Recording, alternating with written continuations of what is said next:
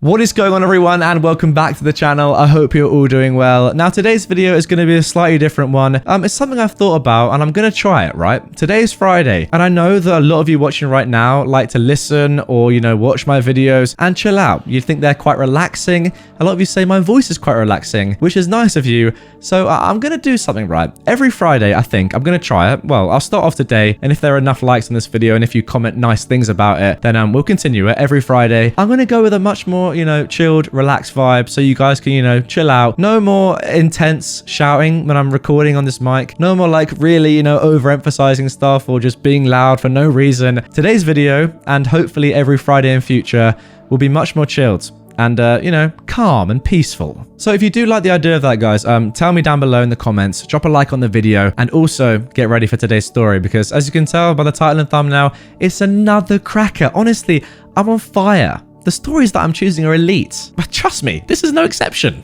Falsely accused of working with crime syndicates because I delivered them a pizza. I never mistook this job for low risk, but I never imagined it could potentially get me thrown in jail. We got a pretty sketchy delivery call at a late hour. Our front of house is constantly slammed with everyone desperate to eat at a table again now that the vaccine is out. And they were in the weeds, so I grabbed the phone. Before I could even finish our standard greeting, the guy just goes, "Yeah, it's Mac. I'm ordering a pizza." I'm not much for small talk either, so I'm rolling with it. Good for you, Mac. Pick up or delivery? Just rattling off the standard questions. He answered the first few, but he seemed hesitant, or maybe confused. He argued with some other guy behind him for a sec, then got back on the line and ordered like normal, as though none of the preceding stuff had even happened. I caught his delivery and out I went. It was a standard large pizza, no toppings, no extras. They were going to pay cash. I pull up and it's a scary, run-down, sparsely populated apartment complex. Mostly broke college students in there now though, so I wasn't too concerned or anything. I get to the door, and when I knock, it eases open a bit. This didn't seem like the ideal neighborhood to keep your door unlocked, but not my business. I called in, "Hey, pizza." There was no response, so I called out a little louder, "Got your pizza out here." Then an alarmed voice from inside was like, "Shh, just come in." No. I get that request weirdly a lot. Everyone from sketchy apartment bros to suburban soccer mums asking me to bring the pizza to the dinner table because they're busy. Some people even pulled this during the pandemic. But it's a long-standing company policy and a dang good one that entering the home for any reason whatsoever is a hard no. So I said back, "I can't do that, but I can leave it out here if you don't want to come to the door. Just need payment first." There was a silence and some shuffling, and then the door shut and locked. And the guy was like, "What do you mean payment first? That's not what we agreed on." Through the closed door. I was standing there wondering if this man had ever ordered a pizza in his life, because payment first is basically implied, right? But I'm not looking for any confrontations or trying to be a butthole, so I just tell him, "Yeah, so our store policy is payment first." Then he erupts, screaming, "That's not what Mario and I discussed." So then I thought that maybe he was trying to pull some kind of scam on us, because nobody at our store is named Mario, and I'm the one who took this order, so I know what was discussed. I decided if they weren't going to pay, I'd made a reasonable attempt to deliver, and I could safely head out now. As I'm preparing to do so, another guy, looking back now, I realized he didn't even have a box, walks very confidently up to the door, pounds on it like a heavy bag, and grunts, "Pizza's here." I didn't know if this dude in the apartment had ordered two identical pizzas from different shops, or if our pizza had taken long enough that he thought we weren't coming and called someone else, or I had the wrong apartment, or what. But it was weird enough that I decided to just go. Especially because pizza guy number 2 was looking at me with a real intense stare. Way more malice than I'd ever be able to muster on behalf of defending the turf for our joint's pies. He says something like, "Can I help you?" or "Wrong apartment," or something along the lines of a cordial "go the F away." But I was already on my way out and I didn't really process it. I went back to the shop and I told the story to the chef. We laughed and guessed at what it could have been to drive this man to order 2 pizzas at once. I didn't think about it again for several weeks. Though several weeks later, I was in the shop and a couple of cops walk in. Not in uniform, but they had badges. They asked me if I'd been at such and such apartment complex on such and such day, and I was like, that was weeks ago. I've got no idea where I was. So they were all like, well, in that case, you wouldn't mind coming down to talk to us about what you do remember. But I was like, really, nothing. And they said, well, that's fine. Let's talk anyways and see if there's something you might not realize is relevant that comes back to you, and all that other stuff prodding me. I told them I'm working right now, but I can come later next week maybe? But they were really insistent, which should have set off some flags in hindsight. They said, well, this is a really pressing matter, and we'd appreciate if you came in right now. We'll explain it to your boss so there won't be any problems. You'll really be helping us out. Them not being able to chat to me at work should have been the first red flag. But I knew I hadn't done anything illegal, so it didn't even cross my mind that I could be in any sort of trouble or have any reason to worry. Especially because when I got to the police precinct, everyone was extremely friendly, like I was actually doing them a favor. They didn't throw me in a cell or try to intimidate me or anything. They brought me in a nice, air-conditioned conference room and gave me a comfortable chair and asked if I wanted anything to drink and really just kind of shot the stuff with me for 20 to 30 minutes. To this day, still confused about this. Well, to be fair, OP, I do know why they do this. They want you to be as comfortable as possible, think that you're not a suspect, even though in this story you're not, in their eyes you are, and then just, open up in an interview and hopefully give them as much information as possible without you kind of realizing that, you know what, you're there for a reason, they really suspect that you're involved in this. I think they even offered to order food, if I remember right. I declined even the most basic offers because I was anxious to get back to my shift. Didn't need my co-workers getting any wrong ideas. I played along and made nice because they did get the okay from my boss to go as long as I needed, but in the back of my mind, I was like, didn't you say this was urgent? They're running short-staffed at work just so we can trade hot takes on the College Baseball World Series? Eventually though, and I think they were trying to be subtle, but they definitely weren't, they shifted to asking me about what they really brought me in to talk about. They asked me about if I'd made a delivery to the apartment complex, and I'd obviously racked my brain between when the cops first arrived and then, so I told them actually I had, that I wasn't sure if it was exactly the day they were quoting me, but it was around then. I figured they'd ask about the delivery, but didn't want to get ahead of their questions. I figured a brain dump of information would make me come off as guilty, plus I didn't want to accidentally tell them more than they were expecting to hear and land myself there longer. But instead of asking, any of the questions I expected they'd ask, they said, and how long had you known the guys you were delivering to? Kinda confused, I responded, I didn't. I could see that my answer disappointed them, but it was the truth.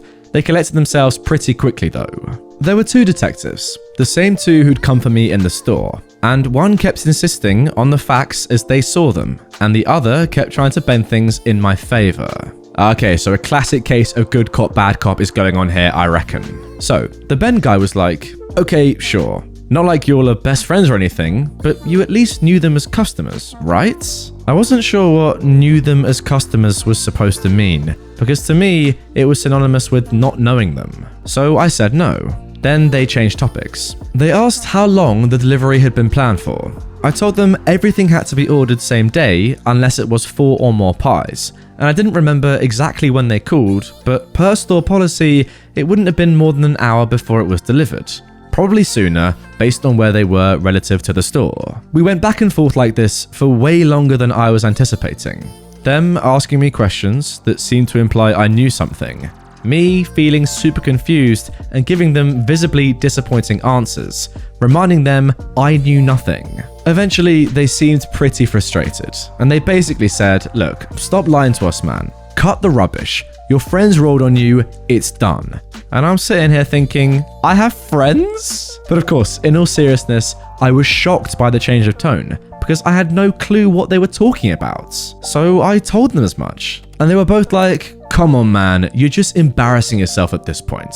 With one trying to reassure me that if I just told them what I knew, they could still help me, with the other saying I was too stupid to seize this last chance. Well, no reason to sit around and be spoken to like that, so I got up to leave. Before I knew what was happening, I was being Mirandized. It was like a horror movie nightmare playing out in slow motion in front of my eyes. So I stopped with my, I want you to know that I want to get back to work, but I'm going to be chill out of courtesy, demeanor, and lost my head at that point. I kept really forcefully, without coming off as erratic, or so I hoped, insisting that I didn't even know what they were talking about, like I'd been saying all along. They were not having any of it. They kept saying, videotape doesn't lie, man. You want to see the tape before you lock yourself into another lie? The jury's gonna eat this up. Jury? I nearly pooped myself. I don't even turn right at red lights half the time. Plus, you had video all this time, you were grilling me to remember what happened, and you could have just shown me a video? What the heck? Yeah, no, to be fair, from what I know briefly about, police work, that again is a very common thing to do. That evidence is then much stronger than if you were to just show the video of what was happening. Because, if you actually just showed the suspect the video, they could make something up. For example, in your situation, they could say, which is the truth, but that's not important, I was actually delivering a pizza. Whereas if they were to ask you at first what was going on before showing you the tape, if you were to say one thing that didn't really align with what the tape was showing, or just made complete, no sense at all, then they'd have caught you out, and they'd have got you right there. But anyway, I knew I was in over my head at that point. A million thoughts were swirling around, and I was so overwhelmed and scared. I finally said what I should have said way back at the beginning, though I didn't say it nearly assertively enough, because I was trying to, act innocent, not seem guilty, not make things worse than they'd somehow already become. So I said, should I be talking to a lawyer? And they said, do you want to talk to a lawyer? Did you do something that would necessitate the aid of an attorney? And the other guy's like, if you want a lawyer, we'll get you one. But I have to say, that does not look good on you. And I shouldn't have believed him, as my dad has now drilled into my brain, you never talk to police, only your lawyer does. But at the time, I thought, you know what, I guess asking for a lawyer does make it seem like I did it. Oh snap. Then they showed me enhanced frames of the video and timestamps, and they're saying all this stuff. It was really a blur at that point. But one particular thing stood out. They said something that they'd already said a time or two before, but it hadn't totally sunken in until then. They alleged, your buddies thought this would be some quick money. They thought it would be real slick to order a pizza instead of just calling and saying, bring the stuff up. At this point, it had been established that they thought I transported some large sum of ill-gotten cash into this apartment, and that we wouldn't be suspicious or wouldn't follow up. Look, I know you're a good guy. You didn't know what you were getting yourself into, but if you're not honest with us, we can't help you. I had told them repeatedly about the other guy who showed up to supposedly deliver a pizza. I even pointed him out on the footage. Unfortunately though, the cameras didn't have audio, so they couldn't hear me arguing with the people in the apartment over the measly few bucks. Or, more importantly, hear this other guy say, pizza. Because the other guy didn't have a pizza box, and I did, they didn't believe me that I wasn't the pizza part of this operation. To recap, apparently what they'd uncovered from the real criminals is that they were meant to take receipt of some money. The guys inside the apartment were told something like, that afternoon you'll get a pizza, to try and prevent anyone from saying anything incriminating on paper. But these dumb idiots in the apartments didn't understand the instructions and actually ordered a real pizza instead of just waiting for their cash delivery to show up. I'm pretty certain all that arguing I'd heard on the phone was one of the other criminals asking something to the effect of, are you sure you're supposed to order an actual pizza? Because what else would they have been arguing about right then? Yeah, you can tell these guys are absolute idiots. Pretty standard, but wow. So, once I connected all the dots, it was a matter of proving my pizza delivery was legitimate. They tried to get a record of the delivery when they talked to my boss, but we're a small shop. We only keep tickets through the end of the week, and we just sign a piece of paper confirming our tip amount every night. Unfortunately, these guys wouldn't have factored in since they didn't end up paying. Now, I didn't have anyone but the criminals to corroborate my story, and there was nothing in it for them to exonerate me, or they would have done it by now. But then I remembered, the chef. I told him all about this delivery. I begged the cops to talk to him and reminded them I'd followed them right out of the store before I'd known what this was about, so they could trust he was totally untainted. Sure enough, he recounted it exactly as I told him, and told the police. The stories matched near identically. The cops went through our phone logs, but these guys had called in their order from a burner, so that was of no help. I figured the chef would be enough, but after I'd been in the precinct for nearly 8 hours total, they said they were going to go ahead and hold me until they could verify I didn't go with the decoy pizza and somehow give them money another way, or until they found the real delivery guy. They never would, because they didn't believe me that he was the other guy outside of the apartment, on the video without a box. I don't know if he had the cash taped to him or what, but the cops were convinced it couldn't be him because he didn't have any bag, box, or something to hold the money. Finally, realizing that this was not a misunderstanding that was going to go away, all these years of watching Law & Order kicked in, and I asked for my phone call. I got my dad on the line, and he of course said, "Don't say another word," and showed up with an attorney who had me out within an hour of his arrival. I was formally cleared of all involvement the next day, and I barely got an apology. None of this will show up on my record or anything, but still, you'd think they'd be a little more remorseful about what they'd put me through. My boss gave me a couple of paid days off, having seen how serious it all was, with questioning the chef and searching the phone logs and everything. I think he was just glad that I wasn't an embezzler or serial murderer or otherwise a criminal, because for the longest time, all they would tell him is I was involved in a situation and they needed information. So yeah, tread lightly, guys. Don't be like me and make this your whole career. Or do if your only alternative is to be a cash mule for a crime syndicate.